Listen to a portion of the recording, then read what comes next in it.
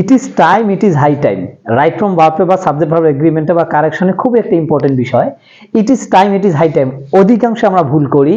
It is time, it is high time, it is time, it is high time এরপর যদি subject আসে, তখন কি ফর্ম হবে?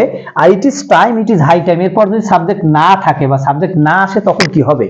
খুব কমন একটা বিষয়, খুবই কমন একটা বিষয়। হ্যাঁ, এটা মনে রাখতে হবে। It is time, it is high time এরপর যদি সাবজেক্ট আসে তখন ভার্বটা হবে পাস্ট ফর্ম। তখন ভার্বটা কি হবে? পাস্ট ফর্ম, মানে V2 ফর্ম হবে। It is time, it is high time এরপর সাবজেক্ট আসলে মনে রাখতে হবে, এরপর সাবজেক্ট আসলে অবশ্যই ভার্বের কি হবে? V2 ফর্ম হবে। It is time, it is time you realised your mistakes. এই যে সাবজেক্ট আছে, ইট ইজ টাইম এর পর কি আছে? সাবজেক্ট আছে। সাবজেক্ট আসলে কি হয়? এখানে ভার্বের V2 ফর্ম হবে, মানে পাস্ট ফর্ম হবে। এই জন্য it is time, it is high time এর পর যদি সাবজেক্ট আসে তাহলে ভার্বের কি ফর্ম হবে? ভার্বের V2 ফর্ম হবে। It is high time, it is high time you gave up. এই যে ইউ সাবজেক্ট আছে, তাহলে ভার্বের কি ফর্ম হবে? V2 ফর্ম হবে। দেখো যে gave up. It is high time you gave up your bad habit. আবার আছে দেখো, it is time, it is high time এরপর যদি সাবজেক্ট না আসে, এরপর সাবজেক্ট না আসলে কি করতে হবে?